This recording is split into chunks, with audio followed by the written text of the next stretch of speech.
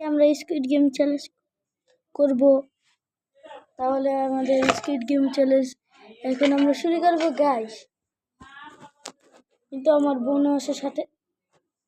এ ভাই তুই আগে আগে ভাঙ। আমি একটু কেন ভাই না এই কি করতে। চলো গাইস, তা আমাদের স্কুইড গেম চ্যালেঞ্জ শুরু করা যাক। 1 2 3 যে আগে ভাঙতে হবে।